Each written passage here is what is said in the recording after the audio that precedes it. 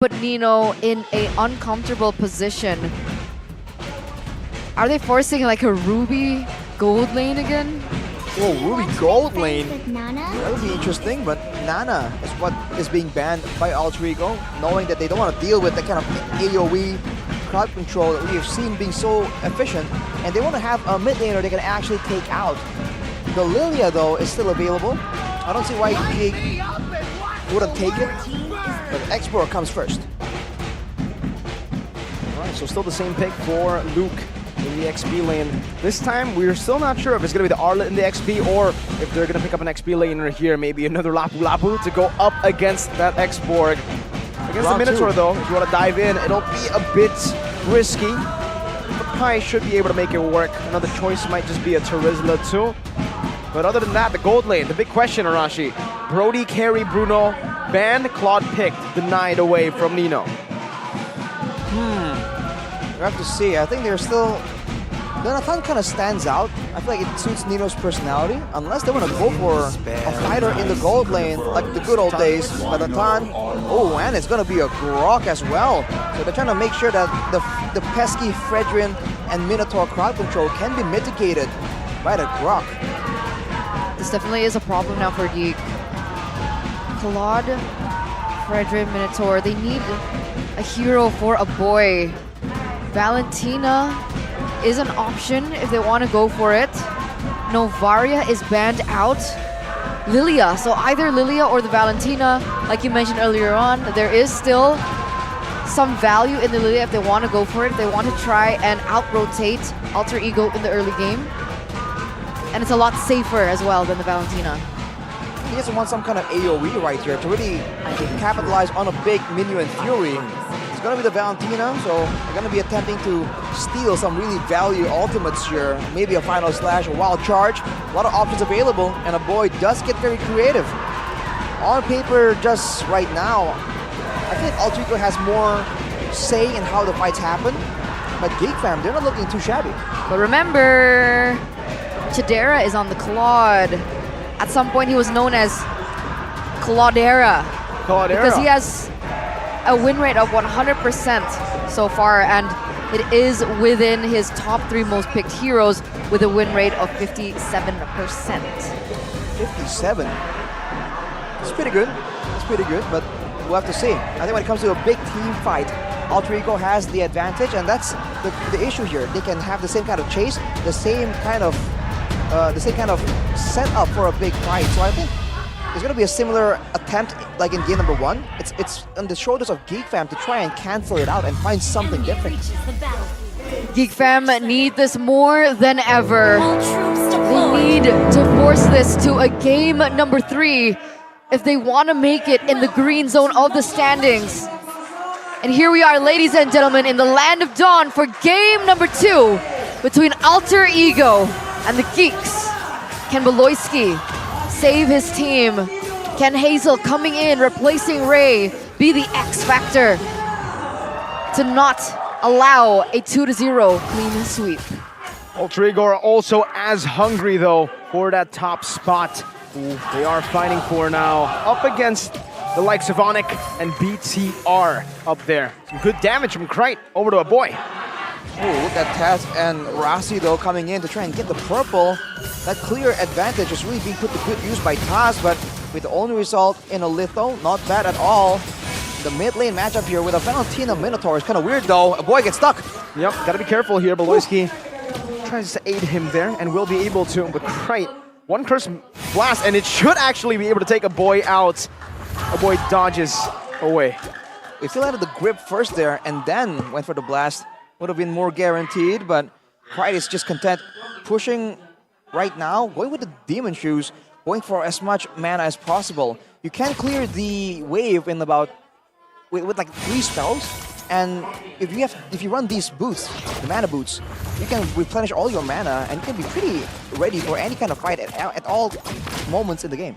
And with that being said, you can already see that he's looking for a trade in the bottom side. Look at the way that he's rotating. He doesn't want anyone to know that he's there. Will Luke know? But on the other side, it's like a reverse Uno card. Will Alter Ego know? Exactly. Pi as the bait, a boy jumps forward, Krite good terrify over to the void now. Pi is dealing a whole lot of damage with Taz, who rotates over Shield Unity over to Hazel. Now Last Insanity though instantly, and a big bomb to Krite! And even a final splash from a boy, stealing it away. Pi able to go back for the Vengeance and now gets his final slash as well. Now on to Luke, a Vengeance again, Luke very low. Rossi one more hit, he just needs one more. But gets taunted up, Luke's going back at it. Rossi flickers out, but a boy chases now with Loiski, getting a menu with Fury onto Pi, bonking his head too. 2-4-0 trade, and now Geek are going to retaliate by taking away this neutral objective away from Alter Ego. It's a completely different setting, a different tempo that we saw in game number 1. Behind, I would rather say, a very hasty Alter Ego. They really wanted that kill, but in return, they had to lose in the process. It felt like they were behind her, but whoa, Chidera. Oh, last hit, fade away, doesn't get it. Meanwhile, bottom lane, Pi again jumps in, tries to save the orange buff alone up against 3. It will not live to see or tell the tale, but it's the same thing for Chidera up top, stays a bit too long and gets dove by Rossi and Taz. Man, chaos all across the map. But on the lane that really matters later on, in the top side, in the gold lane, Nino is getting a huge amount of value right now. Pulling through. Audience prediction is still towards Alter Ego, but Geek fan showing again that they can play that gankception game again like we saw in game number 1. But Alter Ego, man, with the fits back, right? Now Taz gonna try and attempt to take away. Doesn't end up going for that, but neither does Rossi, and they rotate back towards the mid lane. What initially was really well done by Geek, the aggression was turned back onto them. And what can we expect entering the mid game? I feel like Alter Ego will shape up and be a bit more decisive in their targeting, because if you look at the lineup for Geek fam, for the most part, they have a lot of ways to really sustain and go in and out of a fight. Same can be said for the Minotaur, for the Fredrian, and even the Export has the Firaga armor. So Alter Ego definitely a lot more precise in their targeting, unlike in game number 1, where in general, if they're all just dealing damage, it kind of ends up working out. Yeah, makes sense. So it doesn't seem as clear-cut now, especially with Pi on the Arlet as well. 15 seconds left on the next neutral objective to spawn. Both junglers are at level 7. It's looking like a more 50-50 scenario for both of these teams. Beloyski in the bush looking for an opening. As it looks like the XP laners are rushing together to get to this, looking for a 5v5, but Natan's not there. And the boy has stolen the wild charge, so it is equal footing there. Some poke from Luke over to Rossi, trying to get all that bar super high to melt him down with the Last Insanity. As long as they are able to get Rossi out of this fight, it should be a free turtle over to Hazel.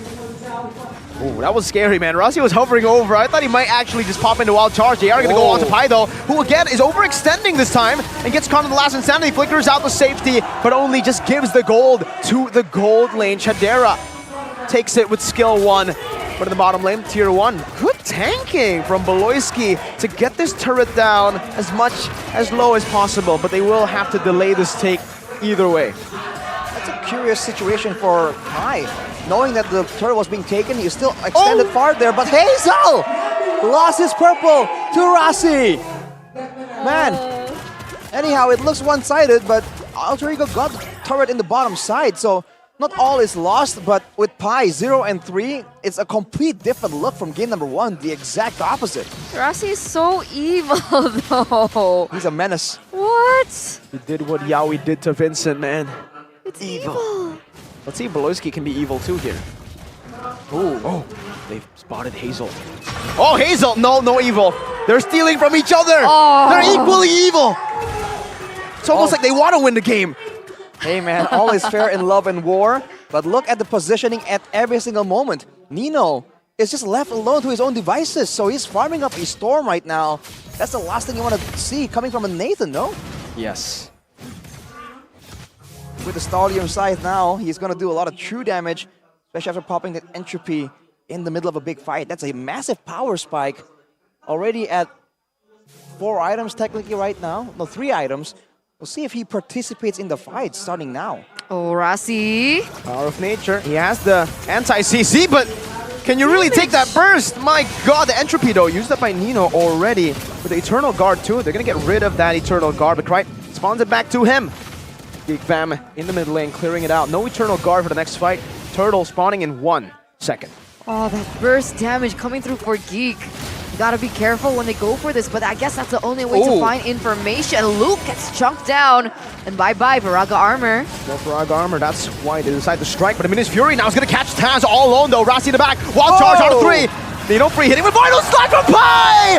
Puts them all in a sweep, and Chidera now blazing the west, zones in the back line. That's Pi still in the midst of it all. Hazel is gonna get picked up, but so does Nino in the back. It's still Luke who is playing in front and back with the fire, trying to melt them down. That's a good Terrify over the Kripe from a boy. The Kripe flickers out the safety. Last Insanity!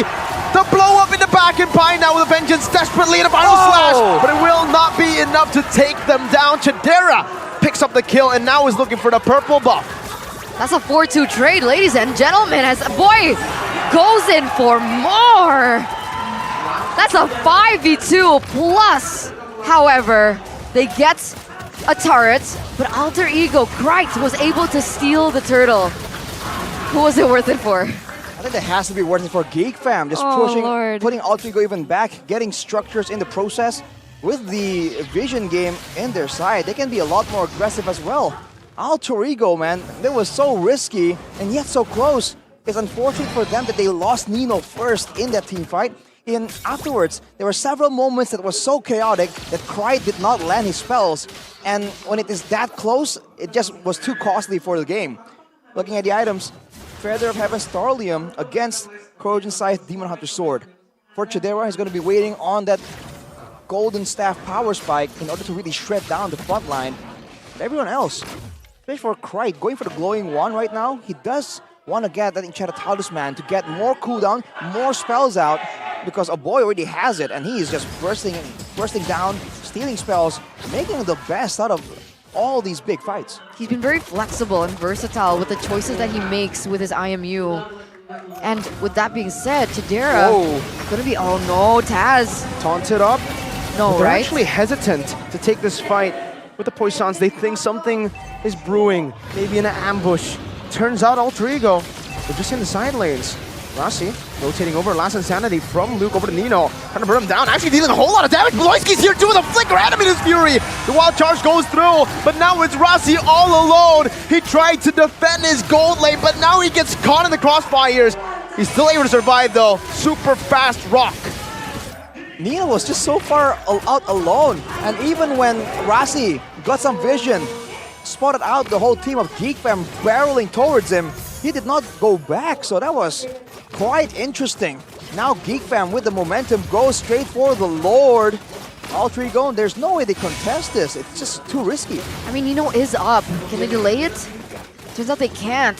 They're gonna blitz it down, and that's gonna be a free Lord for Geek fam in the 10th minute of the game. The tempo and the momentum shifts in this game is insane. I'm really feeling that now, Nino's affinity, I don't know, penchant to just sit there and just tank out fights, it's kind of working against him. He has the damage right now with the Holy Crystal completed, but he just has to be further back. He has to play a bit safer. If Beloiti can get to him, I feel like it's already too close. Is he ready though? In terms of like items? Has he reached that power spike? He has damage, but he doesn't have survivability. That's the main concern right now. Now the Lord up top. They are able to bait out that base turret. Only the half HP. Only the first Lord, remember, so far. Will they be able to crack a base turret? Doesn't look like it with the Natan still able to clear super fast. Geek fam will have to wait a bit longer. Two waves are still crashing though. You can see Luke waiting for his moments as well, but what's going on in the jungle? Oh, what's going on in the mid lane? Krite almost solo killed by Chidera, who's just shooting. Just going in. No reservations whatsoever. Spraying down Krite there, almost taken out. So I feel like, especially for the backline members of Alter Ego, you gotta really take notice of Chidera and the dive potential. Get some defensive items, man. And we talked about this a little bit earlier, right? That nearly solo kill onto Krite. That's the reason is why, right? And this is the game fact from GoPay, the answer to the question why. In MPLID Season 13, Claude stands as the sole marksman from Geek to achieve 100% win rate with 2 picks, while the other 4 marksmen ended up in losses. So you can say this is more than just a comfort hero for Chidera. It's a power pick. It's a signature pick. It is 100%, despite the team going 0 wins on other marksmen. That's a very interesting stat, right? What does the Claude give to him that other marksmen don't? You would expect a hero that needs to scale up a bit more. By the way, he has Athena shield. Yep.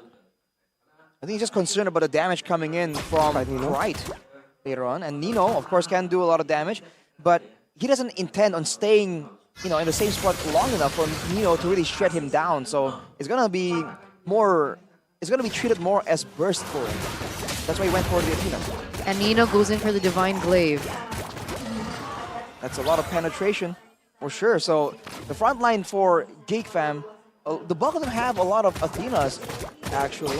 And the Radiant Armor is already completed for Hazel as well. So they can stay in there and tank up a lot of damage.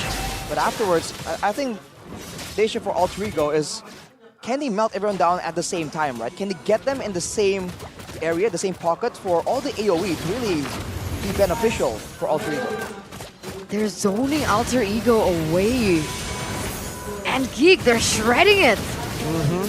They certainly are. Doesn't look like Alter Ego can do much here. Geek fam utilizing that crazy DPS that the Claude can provide to just melt it down. Alter Ego, they still have a chance at this game for sure, that late game. But how long do they need to wait, Arashi? What's the timer gonna look like when they do get to that power spike where Natan can shred? Oh, for the Natan, I mean, with the Divine Glaive, he's already doing a lot of damage. He's only waiting on one more item. I feel like now, with his kit alone, with the items he has so far, it's already a significant, respectable amount of damage. So I think it comes down to the moments here. Can they get a fight that really suits them? Because the whole time, Geek fam have been the one that was able to actually zone them away and get the fight that they really needed, especially with the Diver's back line. They need the defensive items, man. The back line of Alter Ego, if they get like a Wind of Nature, an Ice Queens, something to deal with Chidera, I think they can do well. Oh! Flicker Minus Fury over. Nino still able to escape the Eternal Guard to peel, but Pi already is melted down to the front. Now Luke jumping in with Last Insanity over to Taz. Still able to escape, but the Tortoise Point Sunset and Shield Unity, but now it's going to be Crowd gets knocked up. Still able to flicker out now as Rossi is in the midst of it all. Not going to be able to tank for a long time. He gets shredded down. Nino has the entropy again. Goes in for Luke. Luke is going to survive still. Has Immortality, has a Braga armor. Now going to be melted down once again as Nino starting to shred them down. This is the timer that we were waiting for, but unfortunately for Alter Ego, it might be too late. Chidera, Battle Mirror Image, getting out 3 base turrets taken down. But Nino, on the brighter side for Alter Ego, it looks like he's online. Best case scenario though for Alter Ego, you would say. But this, unfortunately, with losing all those base turrets, this has propelled Geek to a 10k gold lead. Is it still possible for Alter Ego to come back? Sure, we were talking about timings with Nino finally coming up online, but the amount of time that is required for him to dish out the damage, as we saw in that previous team fight, it feels a little long to me. And within that period of time, Geek fam can utilize their burst to beat everyone else from the side of Alter Ego down. Well, I'm a big believer in never say never until it's really over. But for Alter Ego, I feel like they have to change the order of how they fight here. In that fight, Pi was taken out first, and I have to say that in the late game situation, in a big all-out fight like that, it's better to quote-unquote sacrifice the Baxia instead of the Arlet, so that the Arlet can actually land those stuns, land the big final slashes, and you can see them building. The Baxia and the Arlet both already having the Blade Armor to try and deal with Chidera's damage. So has Rossi, by the way, so everyone's just trying to survive from the initial shred. And they have already Athenas and Radiant Armors to deal with a boy.